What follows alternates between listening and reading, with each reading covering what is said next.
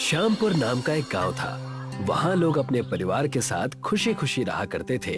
उनका ये मानना था कि जो प्राप्त है वही पर्याप्त है। उसी गांव में विकास अपनी पत्नी और अपनी बूढ़ी माँ के साथ रहा करता था। विकास की माँ बहुत ज्यादा बूढ़ी थी, इसी कारण उन्हें दिखना और सुनना बंद हो गया था। पूरा परिवार विकास के चप्पलों की दुकान पर निर्भर था।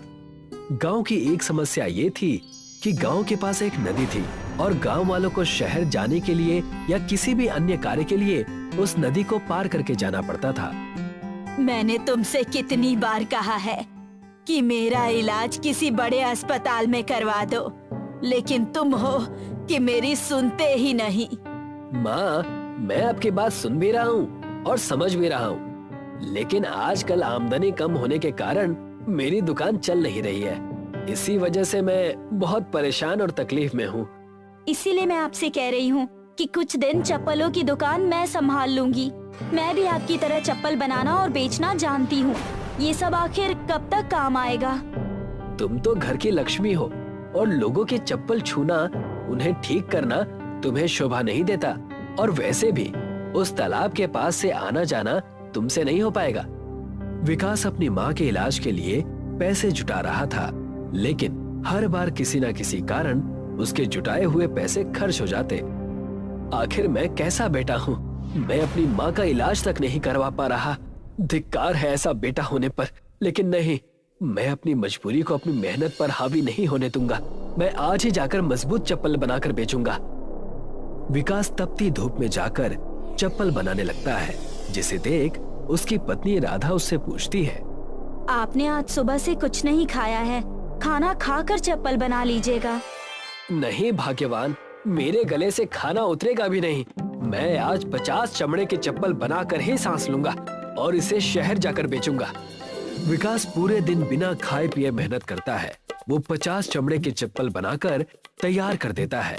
उतने में वहाँ गांव की दूध की व्यापारी रूपा आती है। विकास भैया, अरे सुनो तो। देखो आ गई चुड़ैल, तुम हमारे परिवार के बगैर नहीं रह सकती ना। आप भी ना मुझे परेशान करते रहते हैं। अरे मैं मजाक कर रहा हूँ। बताओ बहन, क्या काम है आज मुझसे? मैं आपसे ये कहने आई थी कि मैं जा रही हूँ शहर। अगर तुम भी अपने चप्पलों को लेकर चलना चाहते हो तो चलो, वहाँ चलकर बेचना। मैं भी यही सोच रहा था। चलो हम दोनों साथ चलेंगे। तुम दूध बेच लेना और मैं चप्पलें बेच लूंगा। विकास और रूपा वहाँ से शहर दूध और चप्पल बेचने चले जाते हैं। तब रास्ते में उन्हें घनश्याम काका लोटा लेकर दिखाई देते हैं। तब विकास उनसे कहता है, अरे घनश्याम काका, लोटा लेकर कहाँ जा रहे हो? बड़ी जल्दी में हो? और कहाँ जाऊंगा, खेत की तरफ जा रहा हूँ। मैं तुमसे शहर आकर मिलूंगा, मुझे भी किसी काम से वहाँ जाना है। विकास और रूपा दोनों बस पकड़कर शहर चले जाते हैं और वहाँ जाकर विकास अपने बनाए हुए चप्पल बेचने लगता है। आ जाओ, मजबूत चप्पल ले लो। आ जाओ, मजबूत चप्पल ले लो। आ जाओ, इतने मजबूत कि तुम इससे कुछ भी कर सकते हो। इसे बस दिखा देने से ही तुम्हारे बच्चे अच्छा पढ़ने और लिखने लगेंगे। आसमान ढल जाए, बादल फट जाए, लेकिन ये चप्पल कभी नहीं फटेगा। विकास की बात सुनकर वहाँ कई लोग आ गए और कहने लगे, बड़ा मजबूत चप्पल लग रहा है भाई, कितने में दिया? सिर्फ 150 रुपए में।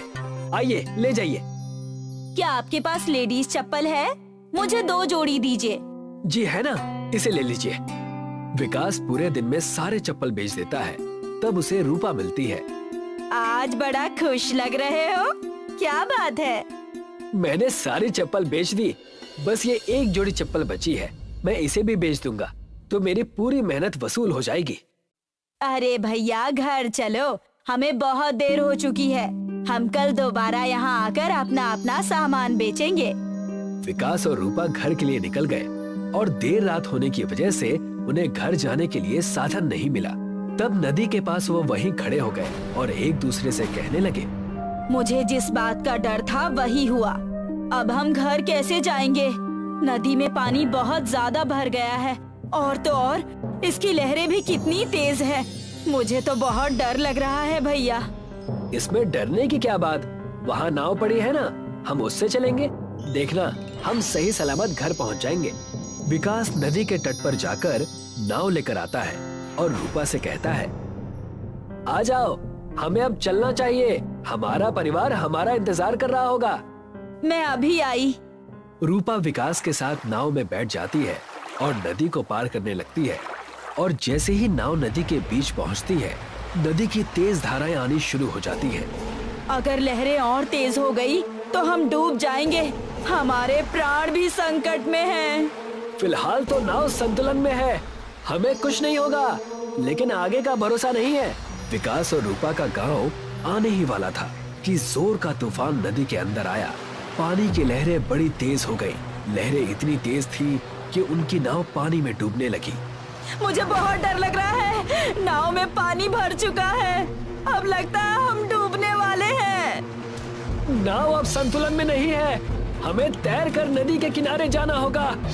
उतने में वहाँ पर एक बड़ी पानी की लहर आई और उन्हें और उनकी नाव को पानी में डुबाकर नदी के अंदर लेकर चली गई। बचाओ, हमें कोई बचाओ। मैं डूब रही हूँ, मुझे तैरना नहीं आता। बचाओ, बचाओ, कोई बचाओ मुझे। दोनों पानी में डूबने ही वाले थे कि उन्होंने देखा कि मछलियों का राजा उन्हीं लहरों के साथ उनके पास आ रहा है और उन्हें पानी से बचा रहा है। मछलियों के राजा ने उन्हें पानी में डूबने से बचाया और अपने दुनिया में ले गया। कौन हो तुम और हमारी मदद क्यों की? तुम जो भी हो, धन्यवाद तुम्हारा। डरो नहीं, मैं श्यामपुर गांव वालों को खूब अच्छी तरह जानता हूँ। नदी का पुल ना बनवाकर तुम्हारे पूर्वजों ने हम मछलियों को प्रदूषण और गंदे पानी से बचाया था। मैं तुम्हें कोई हानि नहीं पहुंचाऊंगा। मैं उसी गांव का चप्पल का व्यापारी हूँ। हमेशा हमें 100 किलोमीटर घूमकर शहर जाना पड़ता है। इसी वजह से नदी का सहारा लेना पड़ा और हमारी नाव डूब गई। उसी में जितने पैसे मैंने कमाए थे सब पानी में मिल गए। विकास और रूपा ने अपनी सारी व्यथा उन्हें बताई, जिसे सुनकर मछलियों के राजा ने कहा, मैं पैसों के मामले में तो तुम्हारी कोई मदद नहीं कर सकता, लेकिन हाँ, तुम्हारे जूतों के लिए मैं एक बांस दे सकता हूँ, जादुई बांस, जिससे तुम जूते बना लेना जो पानी में भी चलेंगे। इस बांस के जूते से तुम सब पानी में भी चल पाओगे। क्या सच? अगर ऐसा है तो बांस के जूतों से हमारी सारी तकलीफें दूर हो जाएंगी। लेकिन याद रहे, ये जूते सिर्फ तुम्हारे गांव के लोग ही पहन सकते हैं और कोई भी नहीं। और कोई भी गलती अगर किसी बाहरी आदमी से हुई तो वो इसी नदी में डूब जाएगा। मैं इस चीज का पूरा ध्यान रखूंगा। विकास मछलियों के राजा से जादुई बांस ले लेता है और उससे कई सारे जूते बनाने लगता है। बांस के जूते बनकर तैयार हो जाते हैं, जो वो गांव वालों को मुफ्त में बांट देता है। आओ आओ ले लो, आओ आओ ले लो, बांस के जूते ले लो। इस जूते से अब हम उस तालाब को पार करेंगे, जिससे कोई डूबेगा भी नहीं। आ जाओ ले लो। ये कैसा मजाक है? जूते पहनने से कोई डूबेगा नहीं, ऐसा कैसे हो सकता है? अगर तुम्हें भरोसा नहीं तो मैं तुम्हें ये करके दिखाता हूँ। विकास उन गांव वालों को लेकर उस नदी के पास जाता है। अब देखना इन बांस के जूतों का कमाल। जैसे ही बांस के जूते विकास पहनता है, बिना हिचकिचाए वो उस नदी में चला जाता है और अंदर गहरे पानी में चलता रहता है। बांस के जूते उसे डूबने नहीं देते। ये कैसे संभव है? ये जूते तो मेरे पास भी है। क्या मैं भी इसे पहनकर अंदर आ सकता हूँ? मैं भी बांस के जूते पहनूंगी और पानी में चलूंगी। हाँ, आ जाओ। मैंने इसीलिए तो ये बनाए हैं। अब हम शहर बड़े आराम से आ जा सकेंगे। आ जाओ, सब कोई आ जाओ। विकास की बात सुनकर सारे गांव वाले तालाब के अंदर चलने लगते हैं। सबसे ज्यादा खुश तो बच्चे हो जाते हैं। बांस के जूते पहनकर अब वो आसानी से अपने स्कूल जा सकेंगे। पूरा गांव खुशियों से झूम उठता है और खुशी खुशी अपना जीवन बिताते हैं। एक कस्बे में मदन अपनी पत्नी के साथ रहता था। मदन का दूसरा विवाह निमिता के साथ हुआ था। मदन के 2 बेटे थे, सिब्बू और वीरू। लेकिन निमिता अपने बेटे सिब्बू को ही प्यार करती थी। वीरू पढ़ाई के साथ साथ खेती में पिता का हाथ बटाता था। सिब्बू आराम से बैठकर दूध पी रहा था और वीरू पढ़ाई कर रहा था। तभी वहाँ निमिता आई। अब शाम हो गई है, अब तो खेत पर चल जा, या हमेशा ये किताब ही पढ़ता रहेगा। माँ पढ़ना भी जरूरी है। ये किताब खाने को ना देंगी। माँ सिब्बू को तो कोई काम नहीं है, इसको खेत पर भेज दो। तुझे हमेशा सिब्बू से ही जलन क्यों रहती है? चुपचाप चला जा, सिब्बू खेत में जाएगा तो काला पड़ जाएगा। ठीक है, मैं जा रहा हूँ। क्या मैं बाइक ले जाऊँ? नहीं, पैदल ही जा। कोई विदेश थोड़ी जा रहा है जो बाइक से ही जाएगा। वीरू कुछ नहीं बोला, किताबें बंद की और खेत पर चला गया। एक दिन सुबह सुबह वीरू को घर का सामान लेने के लिए शहर जाना था। पापा मुझे बाइक चाहिए, पैदल इतना सारा सामान कैसे लेकर आऊँगा? मैं तो अब इस घर में कुछ नहीं हूँ, तू अपनी माँ से पूछ ले। हाँ, मुझे ही बुरा बनाओ। माँ दे दो ना बाइक मुझे। निमिता कुछ बोल पाती, लेकिन उससे पहले ही सिब्बू बोल पड़ा। माँ, मेरी बाइक किसी को मत देना, ये तो साइकिल लेकर भी जा सकता है। मुझे बाइक से मैदान में खेलने जाना है। मैदान तो गांव में ही है, तू तो ऐसे भी जा सकता है, लेकिन मैं इतना सारा सामान कैसे लेकर आऊँगा? तू हर समय मेरे बेटे को देखकर चिढ़ा मत कर। जा, कैसे भी जा, बाइक नहीं मिलेगी। वीरू को बाइक नहीं मिली और आज भी उसे साइकिल से ही घर का सामान लेने शहर जाना पड़ा। सिब्बू माँ के लाड प्यार के कारण बहुत बिगड़ गया था, इसलिए वह घर में और खेत में कोई काम नहीं करता था और वह स्कूल भी नहीं जाता था, जबकि वीरू कॉलेज में पढ़ने जाता था। वीरू को आज कॉलेज के लिए देर हो रही थी। अब घर में बाइक मांगूंगा तो कोई नहीं देगा। कॉलेज यहाँ से 25 किलोमीटर दूर है, अब मुझे साइकिल से ही जाना होगा। छुट्टी कर लेता हूँ, लेकिन कॉलेज जाना भी आज बहुत जरूरी है।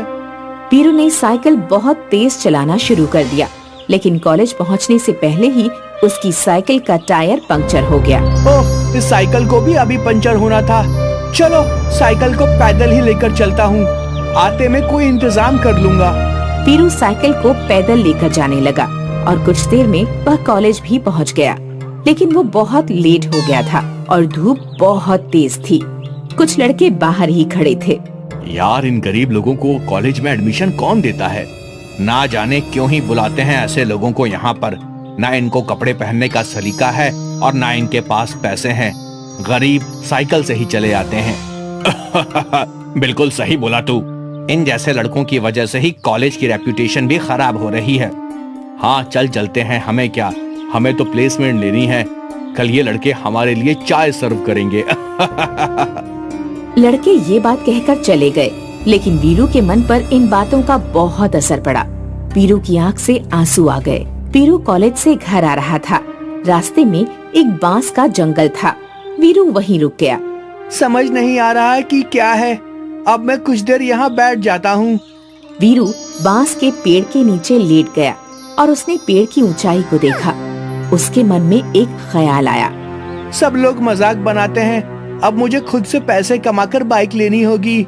मैं ये बांस काटकर बाजार में बेचूंगा और पैसे जोड़कर बाइक ले लूंगा। वीरू ने थोड़ी सी लकड़ी काटकर साइकिल पर रख ली और उन्हें घर ले गया।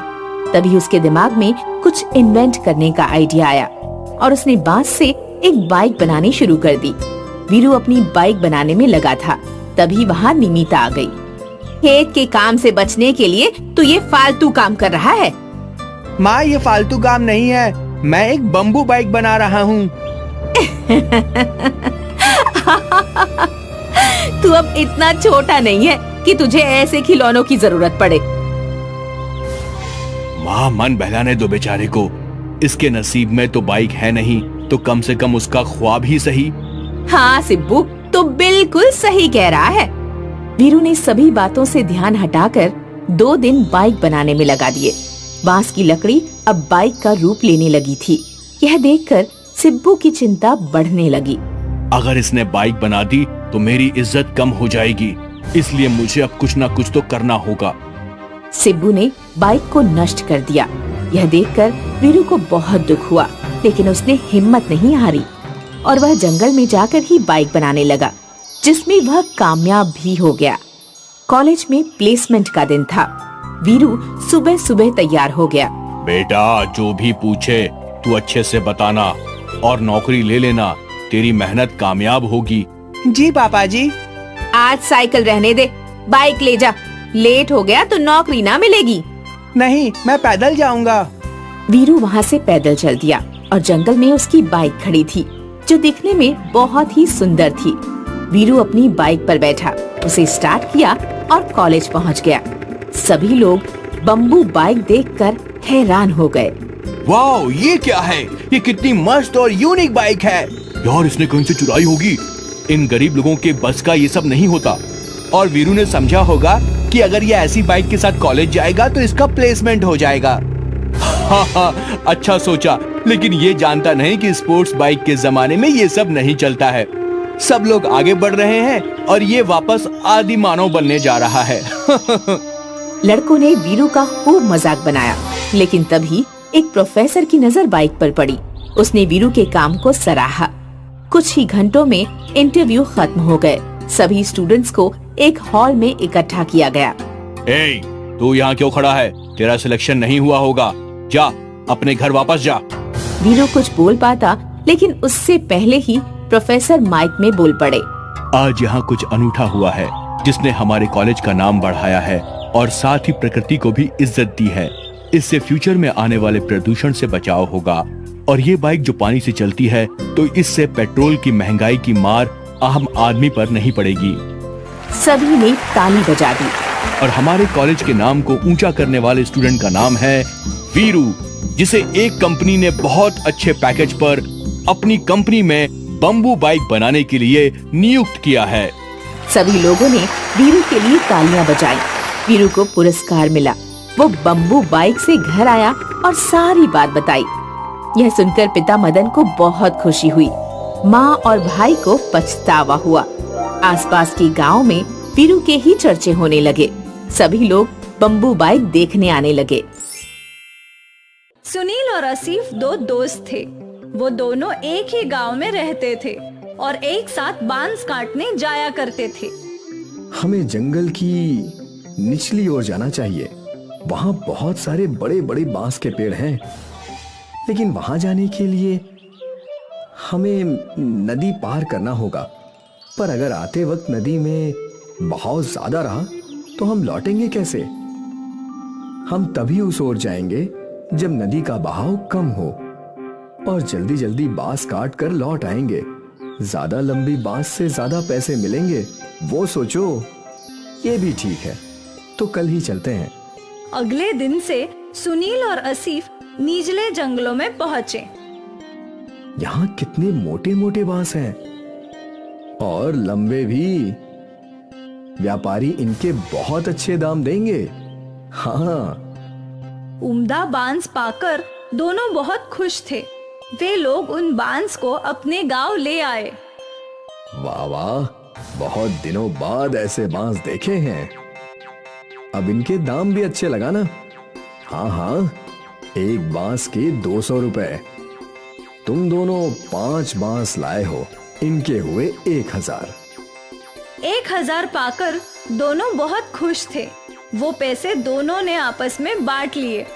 रोज छोटे छोटे बांस से बस 300 रुपए की कमाई होती थी, आज 500 रुपए की। अब तो हम जंगल के निचले हिस्से में जाया करेंगे। हाँ। उस दिन से वो दोनों नदी पार करके ही बांस लाया करते थे और व्यापारी भी उन्हें अच्छे पैसे दिया करता था। एक सुबह दोनों दोस्त जाने के लिए निकले थे। भाई, माँ ने कहा है कि बाजार से कुछ चावल और मसाले लाने हैं और मुझे पनीर भी लेना है। तो चल, पहले बाजार चलते हैं, फिर वहां से नदी पार जाएंगे। हाँ, दोनों काम एक साथ हो जाएगा। दोनों बाजार पहुँचे और उन्हें जो जो सामान लेना था उन्होंने खरीद लिया। देख दोस्त, कितना ताजा पनीर मिला है। आज रात तो मेरी दावत है, मैं भी आऊंगा खाने। आ ना, तुझे कभी मना किया है क्या? चल अब नदी पार चलते हैं, बांस काट कर बेचना भी तो है। हाँ हाँ। और वो दोनों निचले जंगलों की ओर बढ़ गए। हमेशा की तरह उन दोनों ने नदी पार की और फिर जंगल में पहुंच गए और बांस काटने लगे। लेकिन अचानक बरसात शुरू हो गई। हमें घर लौटना चाहिए, नदी में पानी बढ़ने लगेगा। हाँ, बस ये एक बांस और काट लेते हैं। हाँ। बरसात और तेज हो गई। कुछ ही देर में उनका बांस कट गया और वो लोग बांसों को इकट्ठा करके नदी के रास्ते बढ़ने लगे, पर नदी में तूफान था। नदी में पानी बहुत ज्यादा है दोस्त। इतने उफान में नदी पार करना सुरक्षित नहीं है। हाँ, हम कुछ देर जंगल में इंतजार करते हैं। हाँ, उस ओर जो गुफा है वहीं इंतजार कर लेते हैं। दोनों गुफा की ओर गए। गुफा में पहले से कुछ सूखी लकड़ियां थी।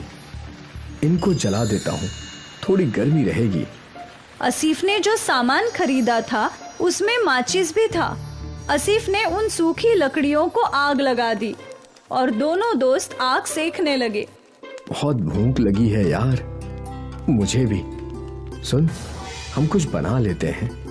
वैसे भी थोड़ा बहुत राशन तो हमारे पास है ही, पर हम कैसे बनाएंगे? हमारे पास बर्तन तो नहीं है। तभी आसिफ का ध्यान बांस पर गया। हमारे पास बम्बू तो है, बम्बू के अंदर खाना पका सकते हैं। कैसे? तुमने बम्बू बिरयानी नहीं सुनी? नहीं, बम्बू में बिरयानी भी बनती है, पर हमारे पास मांस कहाँ है? मांस नहीं है तो क्या हुआ, हमारे पास पनीर तो है। पनीर बिरयानी बना लेते हैं। पर कैसे? तू देखता जा। आसिफ ने 2 बांस के टुकड़े काटे। उसके पास जो चावल थे वो धो दिए। बाम्बू में चावल, मसाले, पानी, नमक और पनीर डाल दिया। फिर बाम्बू की एक ओर पेड़ के पत्तों को भर के बाम्बू को बंद कर दिया और फिर उन सबको अच्छे से हिलाकर जलती हुई आग में रख दिया। अब बस 20 मिनट में हमारी बम्बू बिरयानी तैयार हो जाएगी। देखते हैं। बाम्बू आग में अच्छे से सेकने लगे और जब बाम्बू पूरी तरीके से जल गए तो बहुत ही सौंधी सुगंध गुफा में फैल गई। लगता है बिरयानी तैयार हो गई है दोस्त। आसिफ ने वो बाम्बू बाहर निकाले और 2 केले के पत्ते लगा दिए और जैसे ही बाम्बू थोड़े ठंडे हुए और बिरयानी केले के पत्तों पर निकाल ली। दिखने में तो बहुत स्वादिष्ट है। अब जैसी भी हो, भूख लगी है, खाते हैं। चल। दोनों ने बिरयानी चखी और दोनों मंत्रमुग्ध हो गए और फिर दोनों बड़े चाव से बाम्बू बिरयानी खाने लगे। भाई, तू तो ऐसी लाजवाब बम्बू बिरयानी बनाता है ना कि क्या बोलूं। शुक्रिया। तुझे तो ये बिरयानी बेचनी चाहिए दोस्त। कहाँ मेहनत मजदूरी कर रहा है। इस बिरयानी को मशहूर होने में वक्त नहीं लगेगा। सच में?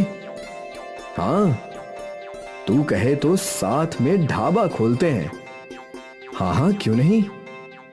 जब बरसात थमी, नदी का पानी कम हुआ तो दोनों दोस्त सारे बांस लेकर अपने गांव आ गए, पर आज उन्होंने बांस बेचे नहीं। अगले दिन आसिफ और सुनील ने गांव के नुक्कड़ पर अपनी दुकान लगाई। गांव वाले अचंभे में थे कि आखिर ये लोग बांस में क्या बेच रहे थे। अरे बेटा, ये क्या है? ये बम्बू बिरयानी है काका, पनीर की। बम्बू बिरयानी? जरा हमको भी खिलाओ। गांव के लोगों ने पहली बार बाम्बू बिरयानी चखी। अरे वाह, क्या कमाल स्वाद है आसिफ भाई। ऐसी बिरयानी जिंदगी में नहीं खाई। मजा आ गया। आसिफ और सुनील की बाम्बू बिरयानी गांव में मशहूर हो गई। ग्राहक कतार में खड़े रहकर बाम्बू बिरयानी खाने लगे। आसिफ और सुनील की आमदनी कई गुना बढ़ गई। और फिर क्या था, सुनील और आसिफ ने मजदूरी छोड़कर बाम्बू बिरयानी बेचना शुरू कर दिया। वो लोग दिन दुगनी और रात चौगनी तरक्की करने लगे। दूर दूर से लोग उनकी बाम्बू बिरयानी खाने के लिए आने लगे और देखते ही देखते उनका गांव में बहुत बड़ा होटल बन गया और दोनों अमीर भी बन गए। सोचा नहीं था कि कभी ये सब भी होगा। मैंने भी बिल्कुल नहीं सोचा था दोस्त। उस दिन वो बारिश हमारी किस्मत बदलने के लिए आई थी। हाँ, ना उस दिन बारिश आती और ना हम फंसते और ना ही हम कभी बम्बू बिरयानी बनाते। दोस्त, ये सब पहले से लिखा हुआ था। विधाता पहले से ही सबकी किस्मत लिख देता है। हम तो बस मोहरे हैं जो उसकी राह पर चलते हैं। बिल्कुल। बाम्बू बिरयानी ने आसिफ और सुनील की किस्मत बदल दी और उन दोनों को जिंदगी की बहुत बड़ी बात समझ आई। परेशानियों से ही नए रास्ते मिलते हैं और न जाने कब किस्मत कौन सा मोड़ ले ले।